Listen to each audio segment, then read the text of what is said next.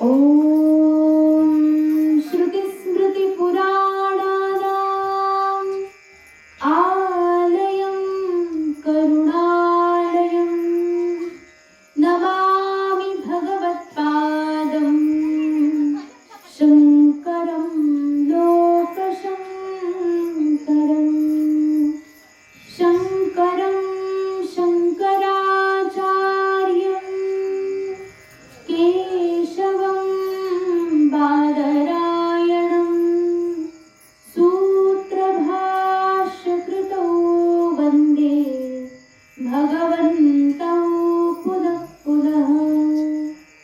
ईश्वरो गुरुरात्मेति मूर्तिभेदविभागिने व्योमवद्व्याप्तदेहाय दक्षिणामूर्तये नमः।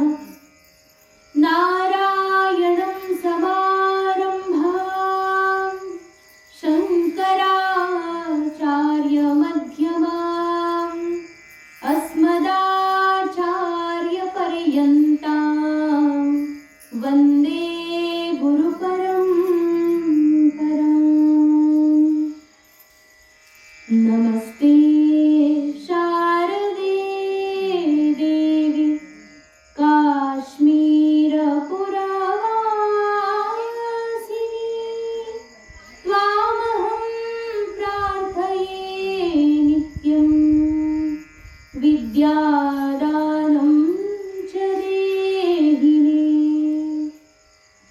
ब्रह्मस्वरूपा परमा ज्योतिरूपा सनातनी सर्वविद्याधिदेवी या तस्यै वाण्यै नमो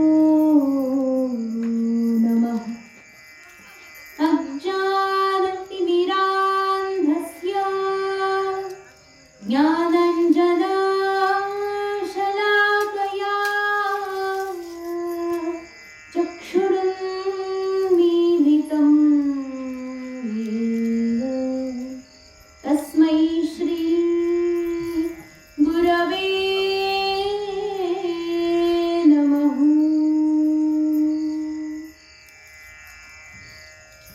वंशी विभूषितकरान् नवनीरदाभात् पीताम्बरात्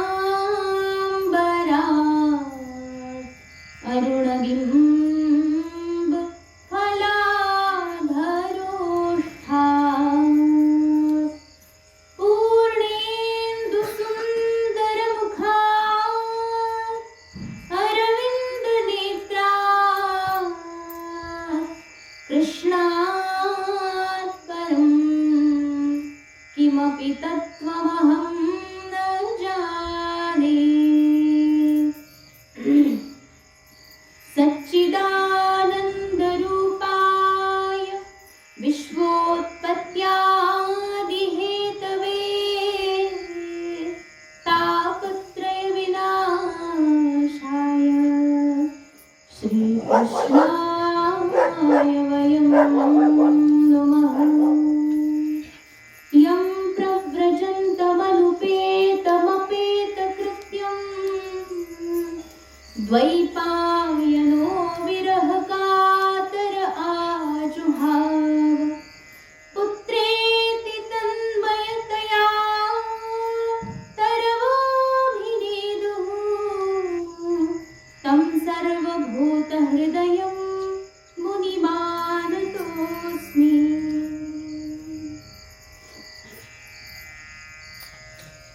तर श्रीमद भागवत सत्संग आणि विगत सत्संगामध्ये आपण सर्वांनी श्रीमद भागवताच्या दुसऱ्या स्कंधाचा पहिला अध्याय पूर्ण त्या ठिकाणी श्रवण केला होता, ज्यामध्ये भगवान परमात्म्याला आपण स्थूल रूपाने कशा प्रकारे त्याची आराधना करायची, या समग्र विश्वामध्ये कोणत्या स्वरूपामध्ये कुठे भगवान परमात्मा कसा स्थित आहे, अर्थातच हे सगळं जे विश्व आहे ते परमात्मामय कसं आहे हे अगदी स्थूल रूपाने दिसणारं याला आपण त्या ठिकाणी पाहिलं होतं.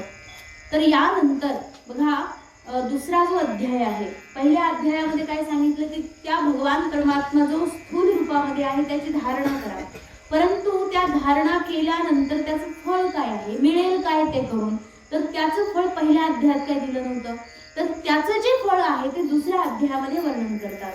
आणि यामध्ये ज्या ठिकाणी सूक्ष्म रूपाचं भगवान परमात्म्याच्या आता सूक्ष्म रूपाची कशी धारणा करायची याविषयी त्या ठिकाणी ज्ञान दिलेलं आहे.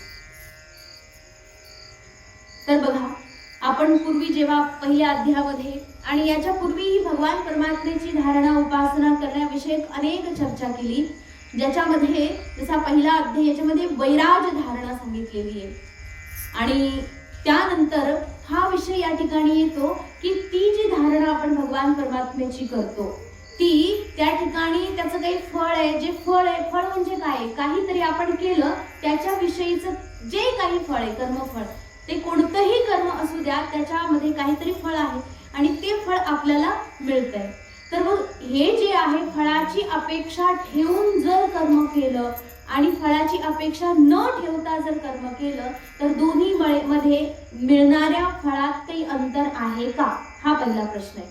बघा, मला हे फळ पाहिजे म्हणून मी ते काम केलं, मग त्यातून जे फळ मिळालं आणि मला काहीही कामना नाही परंतु तरीही मी ते करतोय, तर यातूनही फळ मिळणार आहे, ते काही निष्फळ नाही. कोणतेही कर्म करा निष्फळ काहीच नाही, मग त्याच्यामध्ये काय मला मिळतंय, तर हा प्रश्न आहे. पहिलं सकाम आहे आणि दुसरं निष्काम आहे. तर सकाम उपासना जर तुम्ही भगवान परमात्म्याची केली, पूजा केली, काहीतरी अर्चना केली, जप केले, काही तप केली, घरामध्ये फार मोठी पूजा यज्ञ याग वगैरे केला आणि त्याच्यामध्ये आपला एक दृष्टिकोन असतो की देवा मला हे पाहिजे, याला म्हणतात सकाम उपासना. मला हे पाहिजे आणि ते पाहिजे म्हणून त्याच्याकरता मी हे काम करतो, ही पूजा, हे यज्ञ वगैरे वगैरे करतो. तर या प्रकारची भावना मनात ठेवून केलेलं कोणतंही कर्म सकाम आहे. मी पूजा करतोय, मी जप करतोय, समजा मला 1 लाख 2 लाख 10 लाख जे काही जप संख्या आहे ती मला पूर्ण करायची आणि ती पूर्ण केल्यानंतर त्याचं फळ म्हणून मला असं मिळणार आहे, तर मनात निरंतर हे ठेवलं तर याला म्हणायचं सकाम उपासना. आणि दुसरी जी उपासना आहे ती निष्काम आहे. निष्काम म्हणजे आपण करतोय, जप करतोय, ध्यान करतोय, अर्चन वंदन जे काही करतोय त्याच्यामध्ये आपली अशी इच्छा नाही की मला हे भेटावं, मला हे भेटावं म्हणून त्याच्यासाठी मी काम करतोय, अजिबात नाही, बस मी करतो. मग अशा प्रकारे जर निष्काम कर्म केले, जसं सकाम मध्ये हे कर्म केलं तर त्याचं हे फळ मिळेल, तुम्ही हे काम करून बघा त्याचं हे फळ मिळेल, मग हे तुम्ही करून बघा तर हे असं नक्कीच तुम्हाला मिळेल. अशा प्रकारे हे सकाम आहे. निष्कामामध्ये त्या ठिकाणी काहीही कामना नसल्या कारणाने निष्काम केलेले जे कर्म आहेत त्या ठिकाणी सगळ्यात पहिलं काम करतं आपण भगवत प्रीत्यर्थ. काहीही मनामध्ये मला हे भेटावं अशी अपेक्षा ठेवत नाही, ते फक्त भगवंताला समर्पित असे कर्म करतो. तर त्यातून होतं काय, आपल्या अंतःकरणामध्ये जो दोष जमलेला आहे, जे मनामध्ये जे काही दोष आहेत, दुर्गुण आहेत आपल्या अंतःकरणात, त्या सगळ्यांचं क्षालन होतं, धुतले जातात ते दोष. हळूहळू करून त्या दोषांना त्या ठिकाणी काय म्हणतात, म्हणजे सुटका मिळते आपल्याला त्याच्यापासून आणि आपलं अंतःकरण शुद्ध झालं. बघा, अंतःकरणात जमलेली जी धूळ आहे ती साफ झाली म्हणजे काय, अंतःकरण शुद्ध झालं. तर त्या शुद्ध अंतःकरणामध्ये त्या प्रतिबिंबित असणाऱ्या, प्रतिष्ठित असणाऱ्या परमात्म्याचा आपल्याला बोध होतो, तो आपल्याला त्या ठिकाणी दिसतो, त्याचा अनुभव येतो. तर अशा प्रकारे अंतःकरण शुद्ध झाल्यानंतर त्या परमात्म्याला बोध आपण करू, तो मार्ग आपल्यासाठी प्रशस्त होतो. कशानं, त्या ठिकाणी निष्काम उपासना केल्याने, म्हणजे मोक्षाचे अधिकारी ते बनून जातात. मोक्ष म्हणजे कदापि दुःख न येणं, ज्या ठिकाणी निरंतर जे पुन्हा पुन्हा जन्माला यायचं आणि पुन्हा पुन्हा मरायचं हे जे चक्र आहे ते बंद होणं म्हणजे मोक्ष आहे, सुटका मिळणं, मुक्ती मिळणं.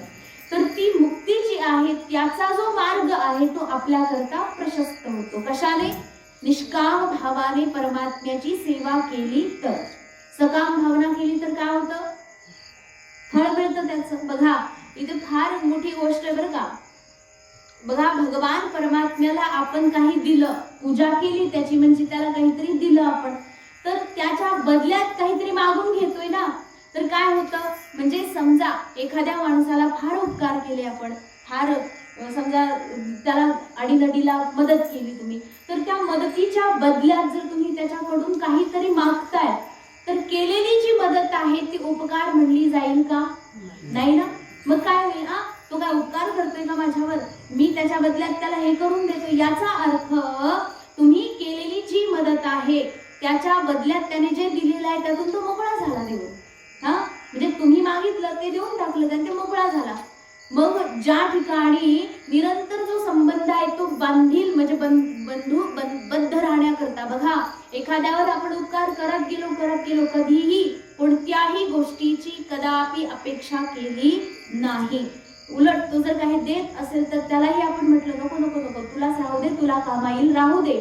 अशा प्रकारे जर फक्त उपकार करत गेलो तर त्या उपकाराच्या ओझ्यामध्ये तो कायमचा राहील की या माणसाचे माझ्यावर फार उपकार आहे, या माणसाचे फार मोठे उपकार आहे, फार कृतार्थ आहे. अशा प्रकारे ते त्याच्या मनात कायमची ती प्रतिबिंबची छबी आपल्या त्याच्यामध्ये बनून राहील. याचा अर्थ बघा भगवान परमात्म्याजवळ असंच चालतं बरं काय. साधं उदाहरण याच्या करता घेतलं की आपण समजा देवाची पूजा केली आणि म्हटलं देवा ही पूजा मी करतोय त्याच्या बदल्यात मला काहीतरी दे. मग काहीतरी, कुणाला पुत्र पाहिजे, कुणाला धनसंपत्ती पाहिजे, कुणाला जमीन पाहिजे, कुणाला घर गाडी पाहिजे, कुणाला निरोगी शरीर पाहिजे, कुणाला काय वगैरे वगैरे. तर आपण देवाची पूजा केल्याच्या बदल्यात हे जर मागून घेतलं तर देव देऊन मोकळा होतो. आता तू तुझं बघ, तू मागितलं त्याच्याकरता त्या ठिकाणी मी तुला दिलं, बस झालं, तू तुझं बघ, आता देऊन मोकळा होतो भगवान परमात्मा. परंतु आपण त्याला जर देत राहिलो, त्याची पूजा करत राहिलो, निरंतर त्याची उपासना करत राहिलो, त्याच्या बदल्यात कधीच काही मागितलं नाही, उलट त्यानं जे दिलेलं आहे ते सुद्धा आपण वाटून टाकतो, ते सुद्धा आपण त्याग करून ठेवतो, तर परमात्मा म्हणतो हा माझा खरा भक्त आहे. मग आता काय करतात परमात्मा, त्याने काहीही मागितलं नाही, हा निरंतर पूजा करत जातोय, निरंतर भजन करतोय, तर आता माझं हे कर्तव्य आहे की यानं जे केले त्या बदल्यात काही मागितलं नाही ना, तर मग याचं काहीही कमी पडू द्यायचं नाही. मग आता त्यांची काळजी लागते भगवान परमात्म्याला. याने मागितलं तरी आपली अल्पबुद्धी आहे ना, आपण आपल्या बुद्धीप्रमाणे मागतो. बघा आपण म्हणू देवा मला एक कार गाडी घेऊन द्या, देवाकडे एवढं मोठं सामर्थ्य आहे, त्याच्याकडे तुम्ही छोटीशी कार मागताय, छोटीशी गाडी मागताय, त्याच्याकडे एवढं दिव्य सामर्थ्य. बघा परमात्म्याच्या सामर्थ्य अनगिनत आहे, आपली बुद्धी एवढी छोटी आहे, मग आपण आपल्या बुद्धीप्रमाणेच त्याला मागू, मग त्याच्यामुळे काहीही मागायचं नाही, तो त्याच्या सामर्थ्याप्रमाणे देतो. मग बरोबर बरं का. जर काही मागितलं ना तर भगवान तुला तेवढंच पाहिजे होतं घेऊन टाक, बघा तुला तेवढंच पाहिजे होतं घेऊन टाक, काहीही पुढे भगवान मग डोकं नाही चालवत. तुझं डोकं चालतंय ना, मग आता मी माझं चालवत नाही. ज्या दिवशी तू तुझं डोकं चालवायचं सोडशील, तुझ्या डोक्याला जे पटतंय ते मागायचं सोडशील, त्या दिवशी काय होईल, तुझी प्रत्येक गोष्ट मी स्वतः सांभाळेल. मग भगवान परमात्मा त्याच्याकडे जे सामर्थ्य आहे त्या सामर्थ्याच्या बळावर त्याला सगळं काही देऊन टाकतं. मग भगवान परमात्म्याकडे मोक्ष देण्याचं सामर्थ्य आहे की नाही. या संपूर्ण विश्वामध्ये अद्भुत, अलौकिक आणि अत्यंत महत्वाची, ज्याच्यापेक्षा मोठी वस्तूच काही नाही. काय आहे ती गोष्ट? मोक्ष. कायमची सुटका, कायमचा आनंद मिळणं. कारण या सगळ्या वस्तू आपण सुखाकरता गोळा करतोय आणि याच्यामधून सुख किती मिळतात ते तुम्हालाच माहिती. परंतु या अशी काही गोष्ट आहे जी गोष्ट मिळाल्यानंतर दुःखाचा लवलेशही राहत नाही, केवळ सुख आणि सुखच राहतं, आनंदच आनंद राहतो. ती वस्तू ही परमात्मा आपल्याला क्षणार्धात देऊ शकतात, हे त्यांचं सामर्थ्य आहे. मग आपण त्यांना मागून हे देवा मला हे दे, मला ते दे, ही आपली अल्पबुद्धीचा आपण तिथे परिचय देतो. मग अशा प्रकारे सकाम उपासना जर केली तर काय होतं आणि निष्काम उपासना केली तर काय होतं, याच्या विषयक, याच्या फळाची जी चिंतन आहे त्या ठिकाणी मांडलेलं आहे. तर याचा विचार करत असताना या ठिकाणी पहिल्याच श्लोकामध्ये भगवान श्री शुकदेवजी महाराज आता वर्णन करतात. काय म्हणाले, एवं पुराधारणयात्मयोनीं नष्टां स्मृतिं प्रत्यवरुध्य दुष्टात् तथा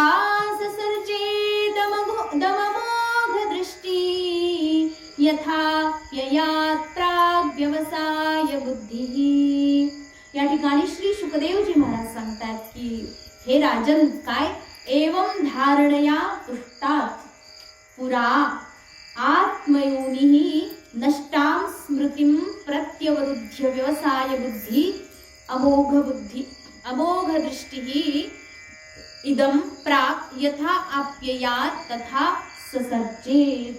बघा, या श्लोकामध्ये सांगितलेलं आहे की जो पूर्वीचा अध्याय होता त्याच्यामध्ये स्थूल रूपाने परमात्म्याची कशी धारणा करायची त्याच्याविषयी सुंदर वर्णन केलं. ज्याच्यामध्ये धारणा योग प्रक्रिया जी आहे, ज्यामध्ये की अंतःकरण अत्यंत शुद्ध होण्याकरता सगळ्यात पहिल्यांदा प्राण जे आहे आपला प्राणवायू त्याच्यावर संयमन करण्याला सांगितले, मनावर संयम करण्यास सांगितले. इंद्रिय जित होऊन त्या ठिकाणी एकाग्र वृत्तीनं त्या परमात्म्याची धारणा करण्यासाठी सांगितले. आणि ती धारणा कोणी केली हो तर म्हणतात बघा, एवं पुरातन काळामध्ये ज्या ठिकाणी की ब्रह्मा जे आहे धारणया, त्यांनी अशा प्रकारे त्या परमात्म्याची धारणा केली. कुणी? ब्रह्मदेवाने धारणा केली. ब्रह्मदेव म्हणजे विधाता, ज्याने की संपूर्ण सृष्टीला रचलेलं आहे. तर त्या ब्रह्मदेवाने त्या परमात्म्याची आदि नारायणाची अशा प्रकारे धारणा केली. आणि त्या धारणेनंतर ते परमात्मा भगवान परमात्मा नारायण त्यांच्यावर प्रसन्न झाले आणि त्यांच्याकडून जी की विस्मृत झाली होती विद्या, कधी? प्रलय काळामध्ये. बघा, प्रलय जेव्हा होतो तेव्हा ही संपूर्ण सृष्टी जी आहे त्याच्या महाभूतामध्ये जाऊन स्थिर होते.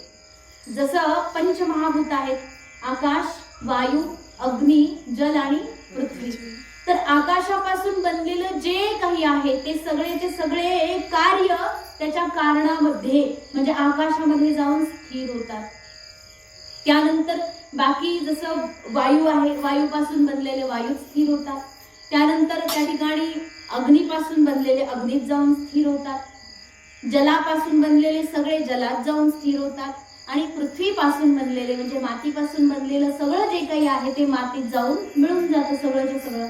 आणि हे सगळेचे सगळे पंचमहाभूत त्या ठिकाणी अपंचीकृत असतात. तर ते महाभूतही त्या ठिकाणी स्थिर होऊन जातात आपल्या आपल्या कारणामध्ये.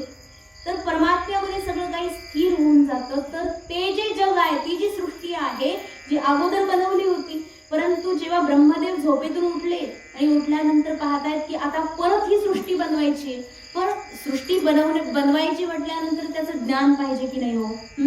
जसे इच्छाशक्ती, क्रियाशक्ती, ज्ञानशक्ती. जसं तुम्हाला हलवा बनवायचा बरं का, महिला मंडळ, हलवा म्हणजे शिरा, नाही तर दुसरा कुठला हलवा आणलाय, तर शिरा बनवायचा म्हटल्यानंतर सगळ्यात पहिलं काय पाहिजे बरं? शिरा बनवण्याकरता नाही, सगळ्यात पहिलं म्हणजे खायला कोणीतरी पाहिजे ना. खायला बनवून करायचं काय? हा, मग खाण्याची इच्छा ज्याला आहे तो माणूस पाहिजे सगळ्यात पहिलं, म्हणजे खाण्याची इच्छाशक्ती पाहिजे. त्यानंतर क्रियाशक्ती, तुम्ही गेले, क्रियाशक्ती त्यासाठी सामग्री पाहिजे ना. मग तुम्ही इथं बसले आणि म्हटले, गेलो दुकानात, आणला रवा, टाकला कढईत, भाजून घेतला, असं सगळं म्हणजे आपण फक्त कल्पना केली तर होत नाही. काय करावं लागेल? दुकानात जावं लागेल, सामग्री घेऊन यावी लागेल. त्यानंतर कृतीनं जी काही प्रक्रिया आहे ती करावी लागेल. पण प्रक्रिया तर माहीतच नाही तुम्हाला कसा रवा बनवायचा. मग काय करणार बरं? रवा बिघडला असेल सगळ्यांकडून एकदा, जेव्हा बनवायला माहीतच नव्हतं, मग ते कसा बिघडला? त्याचं कारण काय आहे? क्रियाशक्ती जी आहे ती तुम्ही करत होतात, परंतु ज्ञानशक्ती कमी पडली होती. हा, इच्छाशक्ती आहे, रवा खायचाय, त्या ठिकाणी क्रियाशक्ती पण तुम्ही करतात, परंतु ज्ञानशक्ती म्हणजे हे करायचं कसं हे आम्हाला माहीत असेल तर तुमचं काम सफल होऊन जाईल. बघा, हे सृष्टी निर्माण करणं म्हणजे जसं आपल्याला हलवा बनवणं एकदम सोपं आहे की नाही, तसंच ब्रह्मदेवाला ही सृष्टीची निर्मिती करणं म्हणजे एकदम सोपं आहे, हलवा बनवण्यासारखं आहे. ब्रह्मदेव म्हटलं की सृष्टी बनवायची ही इच्छाशक्ती होती आदि नारायणांची. परमात्म्याने आज्ञा दिली, जा सृष्टी बनवा. म्हणजे ठीक आहे. मग क्रिया करायला गेले, पण क्रिया करत असताना त्यांना प्रश्न पडला की अरे करायचं कसं? ज्ञानशक्ती अपुरी पडली. मग ज्ञानशक्ती मिळवण्याकरता त्यांनी काय केलं? पुस्तकात वाचलं कुठेतरी. मग काय आहे ते? शास्त्रे. बघा, भगवान परमात्म्याची त्यांनी धारणा केली, त्या परमेश्वराला प्रार्थना केली, धारणा केली. पूर्वी अध्यायामध्ये जे सांगितले त्याच्यानुसार परमात्मेची धारणा केली आणि धारणा करून त्यांनी आपली जी बुद्धी आहे तिला स्थिर केलं. धारणेच्या माध्यमातून व्यवसायात्मिका बुद्धी, त्यांना अमोघ अशी दृष्टी प्राप्त झाली. अमोघ म्हणजे निष्पाप दृष्टी, ज्याच्यामध्ये कदापि किंचित मात्रही पाप नाही अशी निष्पाप अमोघ दृष्टी त्यांना मिळाली. आणि त्या ठिकाणी व्यवसायात्मिका बुद्धी म्हणजे अत्यंत स्थिर बुद्धी, एकदम स्थिर, ज्या बुद्धीमध्ये निश्चय घेण्याची अत्यंत विचार शक्ती आहे, ज्या बुद्धी अत्यंत दृढ आहे, जी बुद्धी कदापि विचलित होत नाही, अशी अत्यंत निश्चयात्मिका दृढ बुद्धी त्यांना प्राप्त झाली. कोणाला? ब्रह्मदेवाला. आणि आता कुठे भगवान परमेश्वराच्या कृपेनं त्यांनी त्या ठिकाणी या संपूर्ण सृष्टीला तसंच रचलं जसं प्रलयाच्या आधी ती होती. बघा, प्रलयाच्या काळामध्ये ही फक्त विलीन झाली होती परमात्म्यामध्ये, तर त्या सृष्टीला पूर्वी जशी होती रचलेली तशीच परत एकदा रचली. आणि तीही कशी? बघा, ते विसरले होते सृष्टी रचायची कशी, कारण ते झोपले होते. झोपेतून उठल्यानंतर ते विसरून गेले कसं रचायचं. मग असं रचण्याकरता जी भगवान परमेश्वराने त्यांना बुद्धी दिली, व्यवसायात्मिका बुद्धी, अशी व्यवसाय बुद्धी दिली, अमोघ दृष्टी दिली, जेणेकरून त्यांनी या संपूर्ण सृष्टीला रचलं. अशा प्रकारे ही संपूर्ण विशद अशी सृष्टी त्यांनी बनवली. याच्यामध्ये बघा, मग सकाम आणि निष्काम अशा प्रकारचे दोन कर्म केले जातात या सृष्टीमध्ये. मग या ठिकाणी या दोन्हीचंही वर्णन केलेलं आहे बघा. कारण शास्त्रामध्ये काय सांगितले, तुम्ही हे करा असं जास्त नाही म्हणत, हे करा बरं का, हे नंतर सांगतात. परंतु हे काय नाही करायला पाहिजे, केल्यानंतर त्याचं फळ विचित्र आहे, ते नाही करायला पाहिजे. जे आपण कर्म करतोय जे चुकीचं आहे त्याची पहिली निंदा केली आहे बघा. आणि शास्त्रात असं नाही कोणाची निंदा केली, कारण शास्त्र सांगते की नाही निंदा निंद्यम निंदितुम अपितु विधेय स्तुतिः. म्हणजे म्हटलेलं आहे की निंदा अशी निंदा आहे जी त्याची निंदा करण्याकरता निंदा केलेली नाही, तर आपलं जे इष्ट आहे त्याची स्तुती करण्याकरता ही निंदा केलेली आहे. बघा, आपण म्हणू ना की काय काय गुणी बाळ येतं, म्हणजे एखाद्या माणसाची फार स्तुती जर करायची असेल ना तर आपण काय म्हणू, बाकीच्यांचं काय वेळेचे, बाकीच्यांचं काय, म्हणजे समजा आता विचार जर केला की आम्ही कीर्तन ऐकतो आणि कीर्तन मध्ये दोन तीन महाराज असतात जे की खूप चांगलं तत्वतः कीर्तन करतात, बाकी असंच काहीतरी इकडून तिकडून गबाळ गोळा करून तुम्हाला मनोरंजन करतात.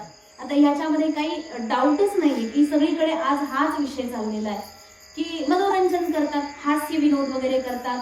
आणि मग तुम्ही काय म्हणणार, हे लोक काय विनोद करताय असं तसं, काय यांच्याकडे असं तसं, म्हणजे यांची निंदा करतात. ही निंदा त्यांची निंदा करण्याकरता केली जात नाही, बल्कि त्याच्यामध्ये जे चांगले लोक होते त्यांची प्रशंसा करण्याकरता केली जाते. म्हणजे जे चांगले आहेत बघा, यांची निंदा केली तर चांगल्याची आपोआप प्रशंसा होऊन जाते. जे चांगलं कीर्तन करतात, जे खरोखर शास्त्र तुम्हाला सांगतात, त्यांची त्याच्यामध्ये आपोआप स्तुती होऊन जाते. त्याच प्रकारे सांगितले कर्म जे आहेत, जे सकाम आणि निष्काम, तर निष्काम कर्माची त्या ठिकाणी निंदा केली तर सकाम कर्माची निंदा केली तर निष्काम कर्माची आपोआप स्तुती होऊन जाते. त्याकरता या ठिकाणी असं सांगितले बघा, शाब्दस्य हि ब्रह्मण एष पंथा यन्दामभिध्यायते धीरपार्थैः परिभ्रमंस्तत्र न विन्दतेऽर्थान् मायामये वासनया शयानः. इतकं सुंदर सांगितलंय. ते म्हणतात की शाब्दस्य हि ब्रह्मण एष पंथा. शाब्दस्य म्हणजे वेद, शब्दाद्वारे, वेदाद्वारे, म्हणजे ही वेद जी आहे, वेद राशी काय आहे, वेद म्हणजे शब्दाची राशी आहे, अनेक शब्द आहे, मोठी रास आहे शब्दाची. तर या सगळ्या शब्द राशीमध्ये म्हणजे वेदामध्ये अनेक कर्म सांगितले. जसं 1,00,000 ऋचा आहेत वेदामध्ये, त्याच्यापैकी 80,000 ऋचा फक्त कर्म फरक आहे.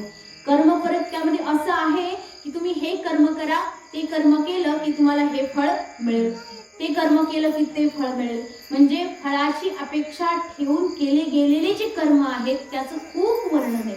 80,000 ऋचा आलेले आहेत त्याच्यामध्ये.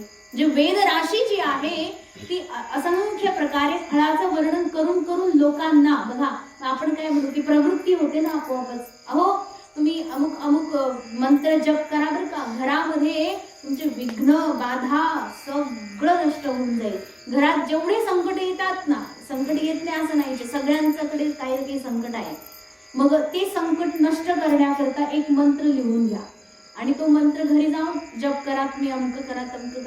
करणार की नाही बरं? का करणार? संकट नको, विघ्न हरण व्हावं. फळ मिळते ना, फळ पहिलं सांगितलं, मंत्र नंतर सांगताय. हे फळ घ्या, फळ घ्या, फळ घ्या, त्याचं मंत्र जो आहे तो नंतर सांगितला जातो. ज्याला घ्यायचंय तो घेईल ना, पण आधी फळ मात्र सगळ्यांना सांगितलं जातं. का? कारण की त्या मंत्र जपामध्ये तुमची प्रवृत्ती व्हावी. नाहीतर तुम्ही कुठे बरं मंत्र जपत बसणार आहे? हा, त्याच्या निमित्ताने का होईना घराचे बाधा दूर होऊ दे, इडापिडा जाऊ दे, त्याच्याकरता आम्ही मंत्र जप करू, भोगत राहू, रात्रंदिवस करत राहू. का? फळ सांगितले पहिलं, मग ते फळ पूर्ण हो की नाही हो. बघा, ऋषीमुनी आपले फार चतुर आहे. तर ते फळ पूर्ण हो अथवा नाही हो, होणार यामध्ये काही शंका नाहीये, परंतु ते हो अथवा न हो त्याच्या निमित्ताने तुम्ही जप तर करताय. त्याच्या निमित्ताने का होईना त्या मंत्राचा उच्चारण होत आहे घरामध्ये. बघा, हे फार महत्वाचं आहे. वेदामध्ये त्या ठिकाणी अनेक फळं सांगितली की तुम्ही हे करा ते भेटेल, ते करा ते भेटेल. तुम्हाला हे फळ पाहिजे का? बर बर बर, तुम्ही हे काम करून टाका, मिळूनच गेलं म्हणून समजा. म्हणजे तुम्ही ते काम कराल. कशामुळे? त्या ठिकाणी बघा, म्हणजे तुमच्या कुंडलीमध्ये दोष सांगितलाय म्हणून तुम्ही शांती घालणार आहेत. जर दोष सांगितलाच नाही तर शांती कुठून घालणार आहे? ते शांती घालणं चांगलं काम आहे. कमीत कमी तेवढ्या दिवसापुरतं का होईना, तेवढं का होईना आपल्या घरात यज्ञ होतोय, आपल्या घरात वैदिक मंत्र होतोय, आपल्या घरी ब्राह्मण येत आहेत. बघा, आपल्या घरी नाही तर ब्राह्मण कधी कोण येणार आहेत? येणार आहेत का? त्यांना एवढेच काम आहेत का आपल्या घरी येऊन बसायचं? ते आलेत ना. आपण काहीतरी देव कार्य ठेवलेलं आहे. संत महात्मे येतील, त्या निमित्ताने कोणीतरी अन्नदान तुम्ही कराल, त्या ठिकाणी स्वर्णदान, गोदान, वस्त्रदान कराल. त्या ठिकाणी हे सगळं जे पुण्य आहे ते तुमच्याकडून घडतंय ना. मग हे सगळं निमित्त फक्त त्या ठिकाणी हे सांगितलं की फळ तुम्हाला मिळेल. फळाच्या आशेनं माणूस ते कर्म करतो. मग ते कर्म त्या माणसाने करावे त्याकरता फळ सांगितलेलं आहे. ते कर्म करावे म्हणून. आणि त्याच्याकरता 80,000 रुचा सांगितल्या. बघा, ज्ञान परक फक्त 4,000 रुचा आहेत, उपासने परक 16,000 आहेत, परंतु कर्म परक 80,000 रुचा. एवढं सगळं कशा करताय? कारण की आपले अनेक प्रकारचे काय म्हणतात संकल्प असतात, कामना असतात. त्या सगळ्या कामनांना पूर्ण करण्याकरता वेदामध्ये सगळ्याचे उपाय सांगितलेले आहेत. तर मग त्या निमित्ताने का होईना तुम्ही कराल तरी. या प्रकारे वेदाने काय केलंय? आपल्याला सगळ्यांना फसवून टाकले एक प्रकारे. म्हणजे इथे सांगितले की सगळे लोक काय परिभ्रमात पडले ना हो, की हा म्हणजे सकाम उपासनाच सगळे करायला लागले. कारण सगळ्यांना पाहिजे, मला पुत्र मिळावा, मला धन संपत्ती मिळावी, लोकांमध्ये माझी प्रतिष्ठा असावी.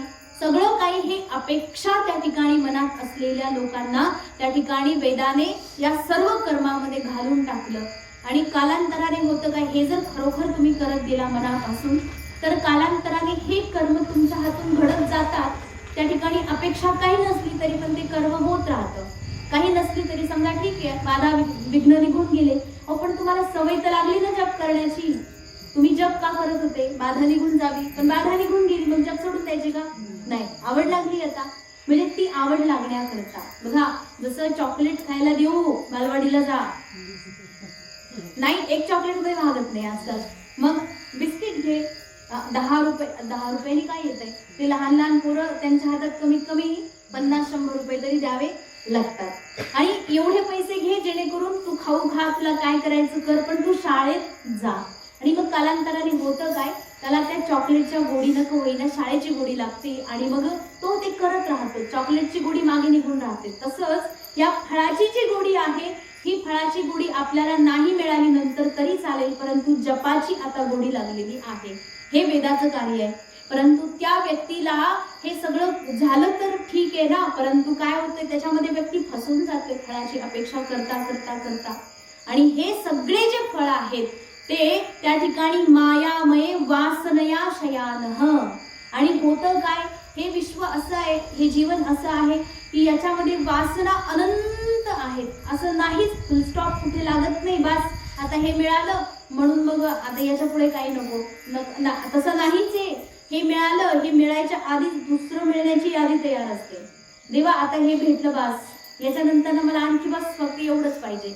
असं करत करत ही जी पाहिजे शब्द आहे ना, तो कधीही पूर्ण होत नाही. बस पाहिजे पाहिजे पाहिजे. मग ही जी पाहिजे आहे ती पूर्ण होत नाही, त्याचं कारण म्हणजे ही वासना आहे, कधीही तृप्त होणारी नाही. कारण ही मायामयी आहे. ही जी मायामयी का म्हटले बघा, मायामयी वासनया शयानः, झोपलेला आहे तो जीव, मायामयी वासनेमध्ये झोपलेला आहे. बस. कारण ही मायामयी जे की नाही तरीही दिसते. हे जे जग दिसते हे अत्यंत खोट आहे. खोट्या जगामध्ये स्वप्नासारखं आपण याला खरं समजून बसलेलो आहे. झोपतात ना लोक, आपण झोपतो, स्वप्न पाहतो, सगळ्यांना काही काहीतरी स्वप्न कधी कधी पडत असतात. तर ते स्वप्न जे आपण पाहतो त्या स्वप्नामध्ये आपण असतो कुठेतरी, समजा एखाद्या जंगलामध्ये गेलेलो आहे आणि त्या वनामध्ये की नाही मोठे मोठे साप, मोठे मोठे वाघ, मोठे मोठे सिंह अगदी डरकाळ्या फोडतायत.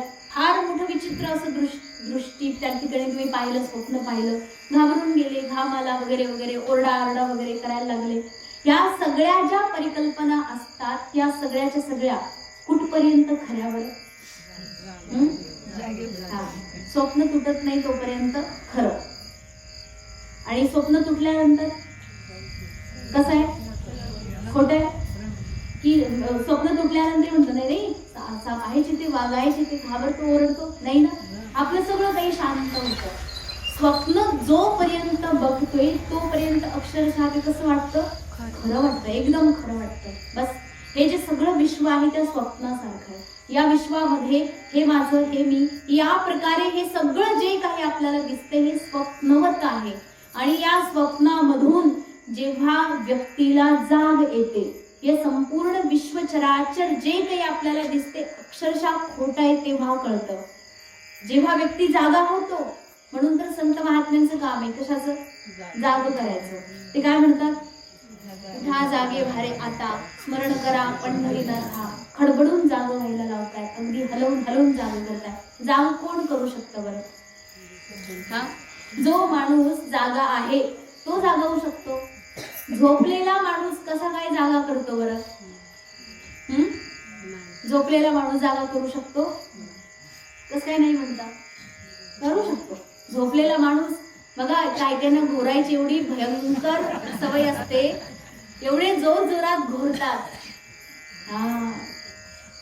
म्हणजे भयंकर घोरणारा जो माणूस आहे त्याच्या खोलीत तर कोणी झोपू शकत नाही. आणि जर समजा झोपला तर तो जागा झाल्याशिवाय राहणार? घोरणारा माणूस जागा असतो का? नाही. मग तरी पण तो उठवतो ना, आवाजाने उठवलं. पण संत महात्मे हे स्वतः जागे असतात, स्वतः जागे असतात निरंतर. कुठे? आत्मस्वरूपामध्ये, परमार्थामध्ये, परमात्म चिंतनामध्ये जागे असतात संत महात्मे. आणि ते आपल्याला जागवतात, कारण आपण सगळे अज्ञानाच्या रात्रीमध्ये झोपलेलो आहोत. त्या ठिकाणी शयान झोपलेले आहोत. मग जे विवेकी महापुरुष आहेत त्यांच्याकरता पुढे सांगितलेले बघा, असे जे कर्म आहेत, जे कर्म आपण करतोय सकाम भावनेनं, ज्या कर्माचं फळ कधीतरी संपून जातं, असं संपून जाणारं जे फळ आहे ते मिळालं तर ते केलेलं कर्मही संपून जातं. अर्थात आपण जे कर्म करतो ते कसं आहे? शून्य. आयुष्यभर कर्म केले, शेवटी हिशोब काय लागला? शून्य. संत महात्मे सांगतात की असं शून्य शेवटी होणारे जे कर्म आहे ते करायचं नाही. मग कसं? अतः कबीर नाम सुयावदर्थ स्याद अप्रमत्तो व्यवसाय बुद्धी सिद्धे अन्यथार्थे न यतेत तत्र परिश्रमम तत्र समीक्षमाणः. अहो, हे जे आहेत ना संत महात्मे, कोण सांगितले? कबीर नाम सु. कवी अर्थात विवेकी, अत्यंत विवेक बुद्धी ज्यांची आहे, ज्यांना कळतं की कोणतं कर्म केल्यानंतर मला खरोखर माझं हित होईल, माझ्या जीवनाचं कल्याण कशामध्ये आहे, हे ज्या व्यक्तीला खरोखर कळतं तो विवेकी आहे. विवेकी म्हणजे कवी आहे, संत आहे. तो माणूस खरोखर संत आहे, ज्याच्या जीवनामध्ये या सगळ्या गोष्टीचं काही प्राधान्यच नाहीये, त्याच्याकरता हे नकोच आहे. अविवेक व्यक्ती फक्त या सगळ्या कर्मामध्ये डुबून राहतो. जो प्रमत्त आहे, या विषयामध्ये एकदम डुबलेला आहे. परंतु संत कसे असतात? अप्रमत्त, प्रमादी नसतात, प्रमत्त नसतात. या विषयामध्ये धुंद होऊन जात नाही. काही मिळालं तर खुश होऊन जात नाही, आणि दुःख झालं म्हणून ते दुःखी पण होत नाही, ना सुखी होतात ना दुःखी होतात, ते सदा सर्वदा आनंदामध्ये निमग्न असतात.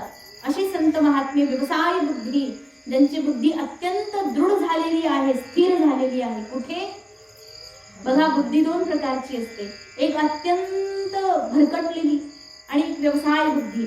ही व्यवसाय बुद्धी परमात्म्याच्या चरणावर स्थिर होते आणि प्रपंचामध्ये भरकटणारी जी बुद्धी आहे ती व्यवसाय बुद्धी नाही. मग ही जी बुद्धी आहे संत महापुरुषांच्याकडे, ते अन्य कोणत्याही वस्तूचं कदापि चिंतन करत नाही. ते केवळ आत्मस्वरूपामध्येच निमग्न असतात. तिथे परिश्रम करतात, ते योग्य दिशेने परिश्रम करतात. अशा प्रकारे सांगितले की मग बघा, मग असे संत महात्मे कसे असतात, अत्यंत वैराग्यवान, त्यागी मूर्ती असतात. कारण की त्यांनी या संपूर्ण विश्वाची नश्वरता जाणलेली आहे. अहो, हे नश्वर म्हणजे काय? न श्व, न म्हणजे नाही, श्व म्हणजे उद्या. जे उद्या नाही ते नश्वर आहे. आणि हे सगळं जग कसं आहे, उद्या आहे का याचा काय भरोसा आहे? आपण गेलो तर हे जग आपल्यासाठी गेलंय, म्हणजे आपलाच भरोसा नाही. याच्या अर्थ हे सगळे हे जग दिसते, याचाही काहीही त्या ठिकाणी ठिकाणा नाहीये, नश्वर आहे, यामध्ये राहणार काही नाहीये. म्हणून याचं तथ्य ज्या व्यक्तीला कळालेलं आहे तो त्याग करतो याला, या सगळ्या गोष्टीला मेल्यानंतर आपण आपोआप सोडून देतो. मग मरायच्या आधी जर सोडलं तर काय फरक पडतो बरं? मेल्यानंतर तसे आपण नाही मी आवडूनच बसतो. कसं काय आवडून बसणार? हा, ते हातही असे असतात ना, मेल्यानंतर का मुठी बंद नाही, काही खरं नाही. ते सगळं काही आजकाल कलियुगाच्या लोकांचं ते काही खरं नाही. ते यादी करून घेऊन जायचा विचारही करतील, व्यवस्थाही बनवतील. मध्ये म्हणत होते ना, पृथ्वीवर राहायची सोय नाही म्हणून मग दुसऱ्या ग्रहावर शोधतायत जागा, कुठे पाणी आहे, कुठे पवन आहे, कुठे सूर्यकिरण मिळतात, मग तिथे जाऊन मानव वस्ती आपण ठेवू. अशा प्रकारे हे जे काही आहे बघा, या नश्वरतेला त्या संत महापुरुषांनी ओळखलेलं आहे. ते पाहतायत हे संपूर्ण विश्व जे आहे हे सदा सर्वदा दुःख देणार आहे. याच्यापासून विरक्ती मिळवणं हे एकमात्र सुखाचं साधन आहे. या गोष्टीला त्यांनी पूर्ण ओळखलेलं आहे. जसं सिकंदरचं उदाहरण होतं, संपूर्ण विश्व त्यानं जिंकायचं ठरवलं होतं. सगळं विश्व जिंकत आलं आणि शेवटी काय केलं त्याने? मरून गेला ना, अचानक त्याचा मृत्यू झाला. मरण्यापूर्वी तसंही त्याने सांगितलं होतं, बघा मरताना काय करायचं, माझे दोन्ही हात की नाही असे उघडे करायचे आणि सगळ्या जगाला दाखवायचं, सगळीकडून माझी मिरवणूक काढायची. आणि तसंच केलं. का बरं? त्याने संदेश दिला लोकांना की बघा, मी सिकंदर सगळं जग त्या ठिकाणी जिंकायला निघलो होतो. आपण तर कुठे 2-4 कवड्या जिंकून त्या ठिकाणी त्याला खुडखुड करत बसतो, दिवस रात्रभर अगदी पूर्ण जीवन त्याच्यामध्ये घालवतो. हा सिकंदर विश्व विजय मिळवण्याकरता निघालेला, सगळं काय विजय मिळवून त्याने ठेवलं होतं. त्याने सुद्धा सांगितलं की हे बघा, मी मेलोय, मेल्यानंतर माझे हात मोकळे, माझ्या हातात काहीच नाही. ह्याच गोष्टीला आपणही ठरवलं पाहिजे. आणि या गोष्टीला ज्याने त्या ठिकाणी जाणून घेतलं तो विवेकी महात्मा याकडे नादी लागत नाही. मग लोक म्हणतील, अहो असं कसं, कलियुग आहे, या युगामध्ये थोडं तर काही लागतं की नाही, ना खायला प्यायला वगैरे वगैरे काहीतरी लागतं का नाही? बघा, या सगळे आपल्यासारखे दुर्बुद्धी लोक असतातच तिथे प्रश्न विचारणारे. मग त्याग करून टाकायचं का सगळ्याचा? म्हणे हो, सगळ्याचा त्याग करा, एकदम निषिद्ध सांगितलंय. परिग्रह करण्यास पूर्णतः मनाई केली संत महापुरुषांना. तर कसं मग करायचं त्यांनी? त्याचं उदाहरण देऊन देऊन त्या ठिकाणी सांगितलं. हे बघ राजा, शुकदेवजी महाराज वर्णन करतात बघा, हे वर्णन करावं तेही शुकदेवजी महाराजांनी, कारण त्यांच्यापेक्षा त्यागी मूर्ती जगात दुसरा कोणीच नाही. मग ते श्री शुकदेवजी महाराज सांगतात, हे बघ, सत्यां क्षितौ किम कशिपोह प्रयासैहि. सत्यां क्षितौ, सत्यम म्हणजे सती म्हणजे आहे, असताना काय? क्षिती, क्षिती म्हणजे धरती माता, भूमी. जर जमीन आहे तर पलंगाची काय गरज? बघा, झोपण्यापासून इथं वर्णन केलेलं आहे. आपण म्हणतो मला छान पलंग पाहिजे, गादी पाहिजे, भाऊ सगळं झोपायला पाहिजे, आहे की नाही महाराज? पाहिजे की नाही माणसाला? हा, पाहिजे असतं. परंतु शुकदेवजी महाराज सांगतात की अरे, जमीन आहे ना, प्रशस्त जागा आहे, तुला कोणी म्हणणार नाही उठून, कुठेही जाऊन लोळ, अगदी मस्त, कितीही झोप, काही म्हणणार नाही कुणी.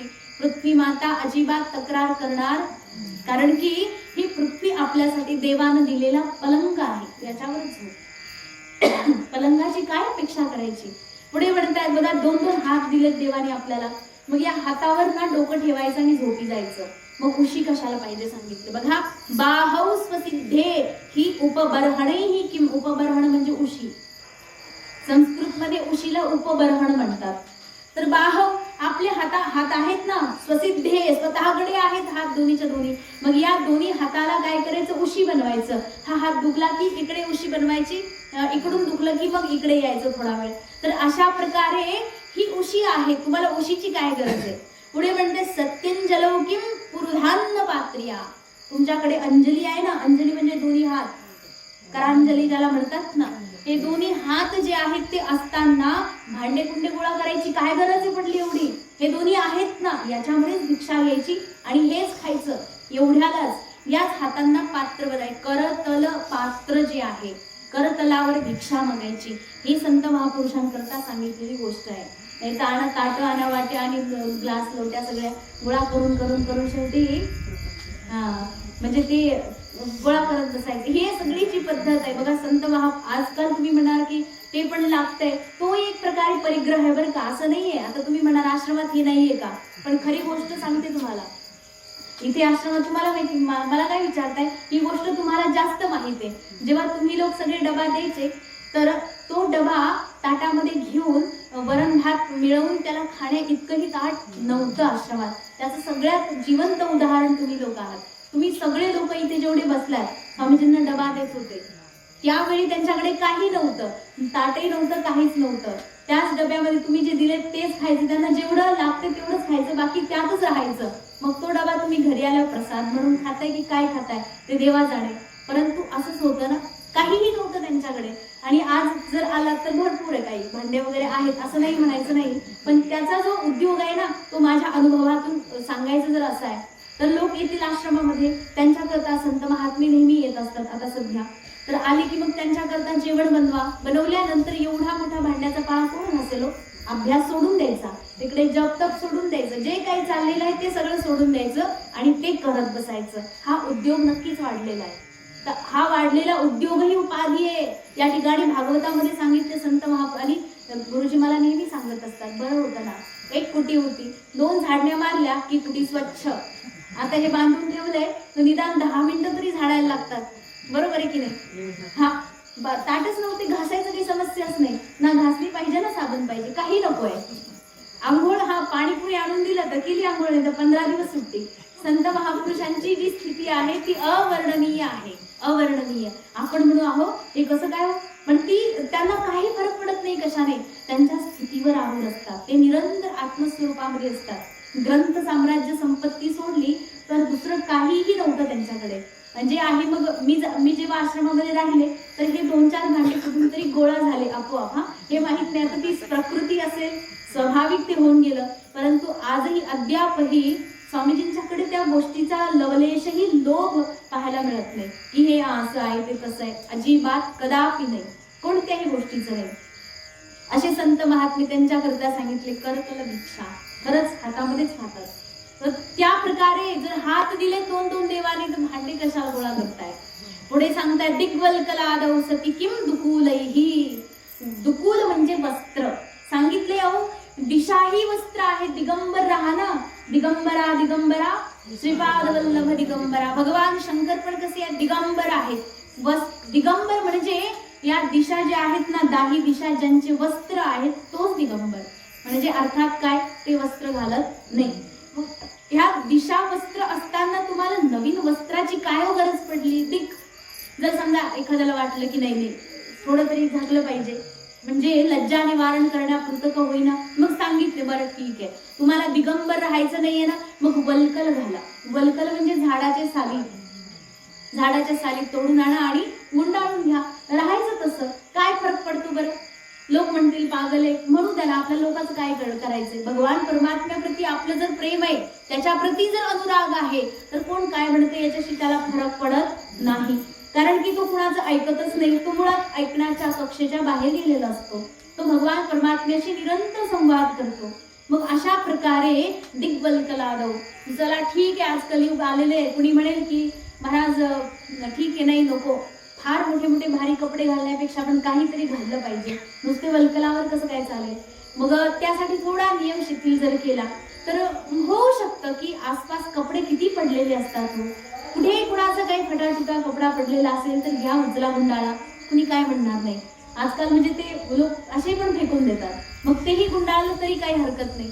किंवा म्हटलेले टाटंबरी बाबा पाहिलेत आम्ही, म्हणजे पोतं जे असतं ना, पोतं गुंडाळतात बरं का, आणि काही घालत नाही दुसरा कपडा, पोतं गुंडाळतात अंगावर. तर मग ते टाटंबरी बाबा होऊन जा, काय फरक पडते, भजनच करायचे ना. मग अत्यंत आवश्यक जे आहे अन्न, त्या ठिकाणी भिक्षा घ्या, दोन्ही वेळेची भिक्षा घ्या. त्या ठिकाणी वस्त्र वल्कल घाला, पोतं वगैरे गुंडाळा, टाटंबरी बाबा बनून जा. आणि जर राहायची व्यवस्था हवी असेल तर एखादी कुटी झोपडी कुठेतरी बनवा.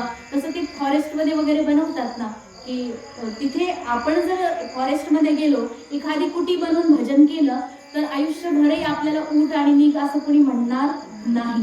तिथं जर मोठमोठी बांधकामं सुरू केली तर मग म्हणतील ओ महाराज काय हे, मग तसं चालणार नाही. पण हा, भजन करण्याकरता आजही पृथ्वीवर कुठेही तुम्ही बसा, मना नाहीये, कुठेही जाऊन तुम्ही भजन करा. कोणी म्हणणार नाही तू इथे भजन करत बसला, ही जागा तुझी का, तुझ्या बापाची, असं म्हणणार का?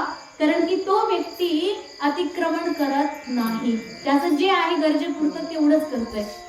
तर असा जो व्यक्ती आहे दिग्बलकला दौसती किम दुकुलैहि, असा वैराग्यवान महात्मा. पुढे सांगितले चिराणी किम पथिन संती दिशंती भिक्षाम.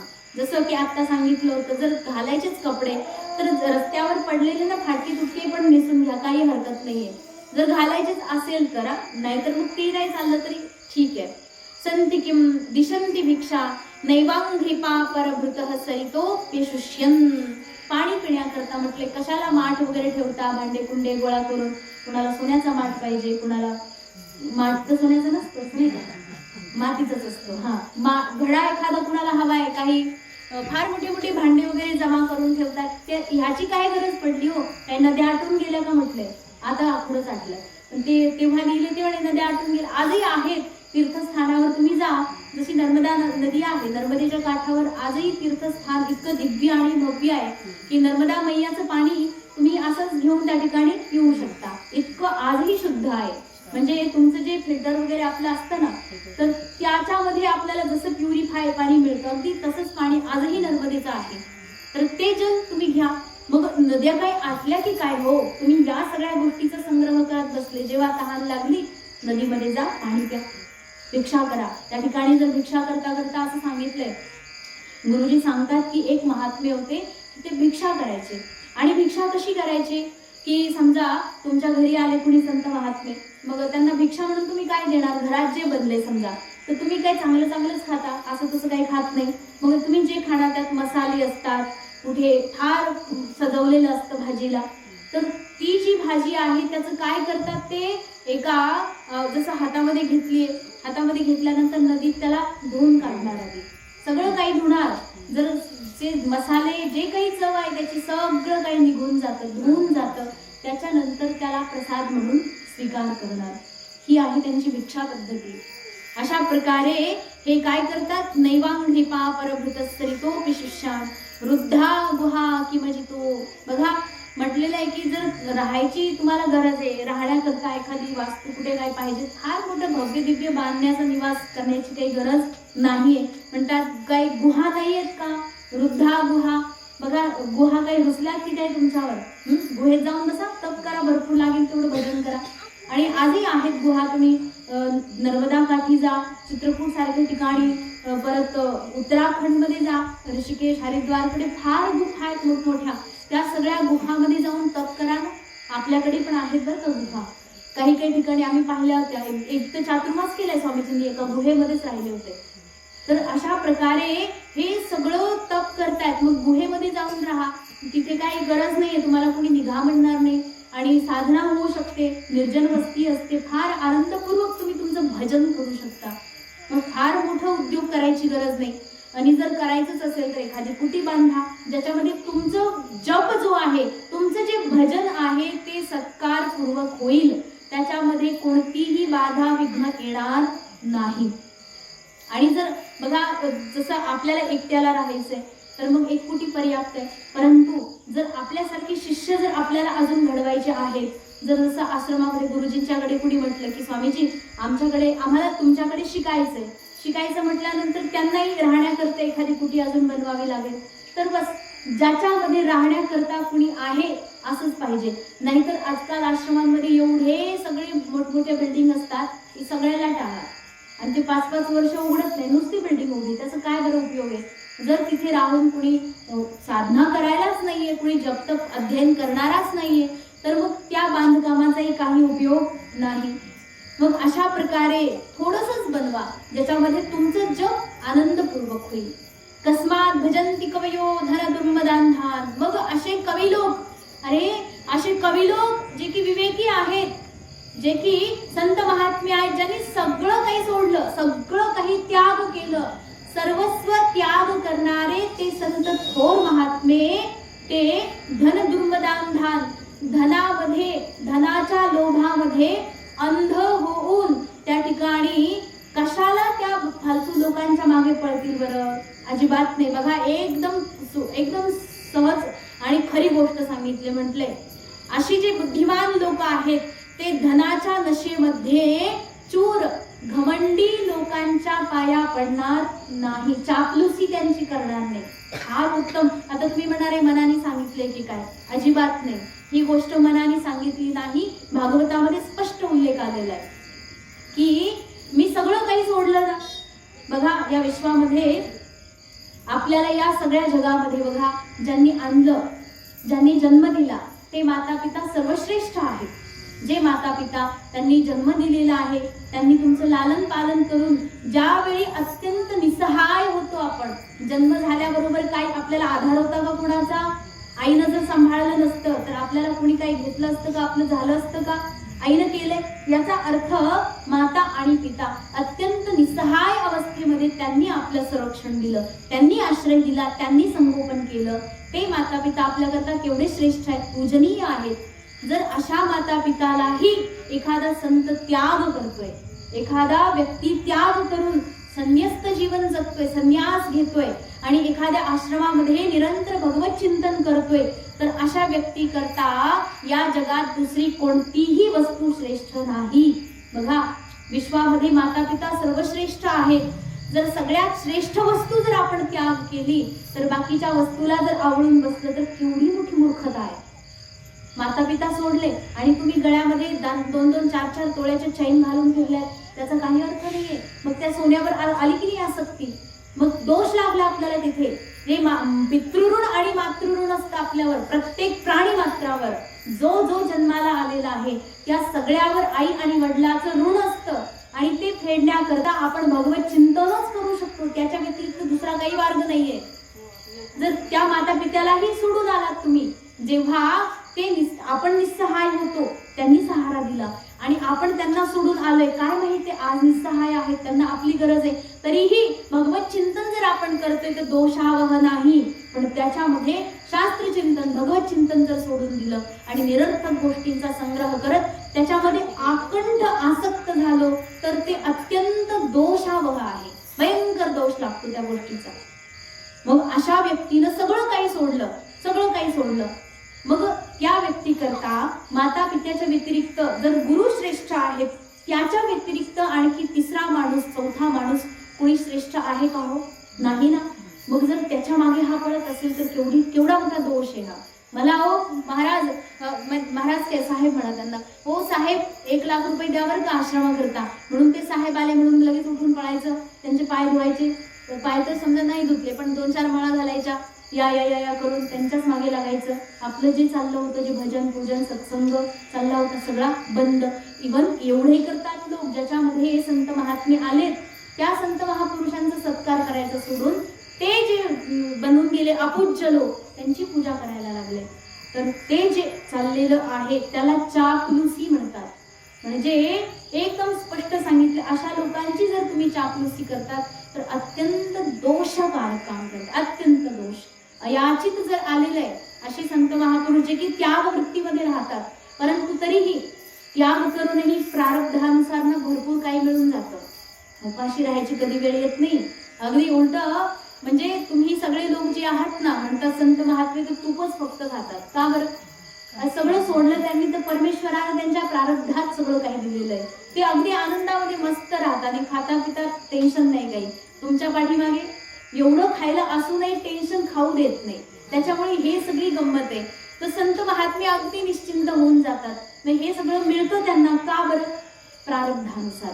प्रारब्धानुसार भगवान परमात्म्याच्या कृपेने त्यांना हे मिळालेलं आहे. तर मिळाले म्हणून ते लगेचच घ्यायचं आणि त्याचा अगदी वापर करायचा असं नाहीये. तसं ऊस गोड लागला म्हणून काही, एकनाथ महाराज सांगतात ही गोष्ट, गावचा पाटील झाला म्हणून काही, हळूच बोलले, अनर्थ व्हायला नको नाही का. नाही मी तर बोलणारच नाही तर उगाच मोठं संकल्प यायला. संत महापुरुष जे आहेत ते ह्या करता सांगतात की अरे मिळालंय ना तर त्याला भगवत प्रीत्यर्थ समर्पित करून दान, त्याच्यातूनही दान करा. येतंय ते आपल्या हातात नाही, परंतु ते ठेवायचं हे आपल्या हातात आहे. ते ठेवायचं की सोडायचं त्यातूनही दान करण्याची जी वृत्ती आहे संत महापुरुषांच्याकडे असते. त्याग करून देतात. जेवढं गरजेचे आवश्यक आहे त्यांना खरोखर वाटते की हा हे गरजेचे, बस तेवढं ठेवणार, बाकी सगळ्या गोष्टीला निरासक्त भावाने त्याग करणार. असे जे संत महात्मे आहेत ते अत्यंत विवेकी आहेत. मग असे निष्काम बोध आरूढ असलेले जे संत महात्मे आहेत अत्यंत विरक्त असतात. त्यांच्याप्रमाणे आचरण सामान्यतः ज्याचं कल्याण आपल्याला, मला माझं कल्याण हवं आहे, मला माझं हित करायचे, माझ्या जीवनाचं सोनं करायचे, अशी ज्याला इच्छा आहे त्याने या संत महापुरुषांच्या मार्गदर्शनामध्ये राहिलं पाहिजे. त्या संत महापुरुषांचं अनुकरण केलं पाहिजे, अनुगमन केलं पाहिजे. अशा प्रकारे बरोबर आपली त्या ठिकाणी वेळ संपलेली आहे. तर याच्यानंतर बघा अत्यंत सुंदर प्रसंग आलेले आहेत. तर ते सगळे जे काही आहेत खूप सुंदर प्रकारे वर्णन करून त्या ठिकाणी श्री शुकदेवजी महाराजांनी अज्ञानामध्ये झोपलेल्या जीवाला जाग करण्याचं उत्तम असं कार्य केलेलं आहे, जे सर्व आपल्या सगळ्यांच्या हिताचं आहे. ते सर्व आपण उद्या श्रवण करू. आणि होतंय थोडं मध्ये मध्ये डिस्टर्ब होतोय की कधी कथा होत नाहीये, कधी काल तर कार्यक्रमाला गेलो जालन्याला, त्याच्यामुळे तिकडेही काही त्याच्यामुळे कालचा एक दिवस सुट्टी राहिली. आणि परवा दिवशी तर तुम्ही मनानेच सुट्टी ठरवली होती, कारण तुम्हाला माहित होतं काही शक्य नाही ना, तर तुम्ही तिकडे गेलो नाही. मला नाही वाटत तुम्ही गेले असाल. नाही गेले ना? अच्छा.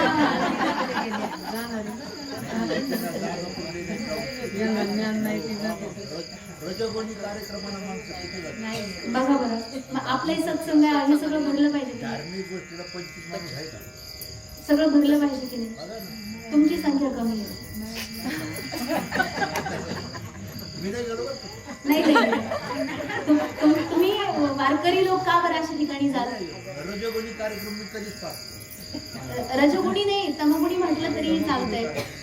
बघा खरी संस्कारांची गरज आहे आज आपल्या या सत्संगामध्ये. कमी वयाचं कोणीच नाहीये. फार क्वचित एक दोन उदाहरणं पाहायला मिळतील, नाही तर सगळे कसे तुमच्या वयातले सगळे. मग ठीक आहे, मी म्हणत नाहीये की तुम्ही यायचं नाही, तुम्ही तर आलंच पाहिजे, पण तुमच्या घरामध्ये पण कुणीतरी असतात ना सगळे, त्यांनाही आग्रह करा की सत्संग ऐका. कारण की बघा ही सत्संग ऐकण्याची जी पद्धत आहे त्यांना जर तुम्ही स्वतः सवय नाही लावून दिली तर उद्या ते सत्संग ऐकणार नाही. आणि सत्संग ऐकल्यानंतर काय फळ मिळतं ते तुम्हाला स्वतःला कळतंय, कशाला सांगायचं. याच्यामध्ये जे समाधान आहे, जी संतुष्टी, जो आनंद आहे तो इतरांना देखील मिळावा अशी अपेक्षा ठेवून तुम्ही त्यांनाही त्या गोष्टीचं वळण लावा की अरे बाबा एकदा येऊन तर बघ, सत्संग ऐकून तर बघ, त्याच्यामध्ये काय आहे ते कळलं ना, त्याच्यानंतर मग तूच सोडणार नाही सत्संगाला. फक्त आवड लावून द्यायचं काम आहे. आणि ही आवड लावायला लागतच काय हो, लोक नको नको ती आवड लावून देतात लोकांना. तुम्हाला जी सवय लागलेली असते ती खाऊ खायची, ती काय सुरुवातीपासून मग एखादा मित्र मिळतो तो म्हणतो अरे घे तर, आणि तो फुकटाच सवय लावून देतो. पण सवय लागल्यानंतर तिला मग आपल्यालाच घालावं लागतं.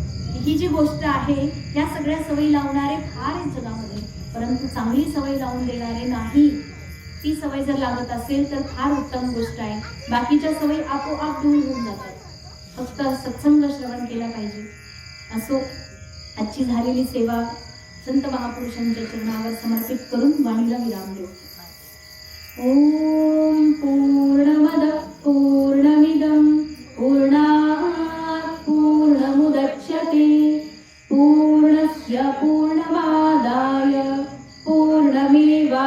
भविष्यते. ओम शांती.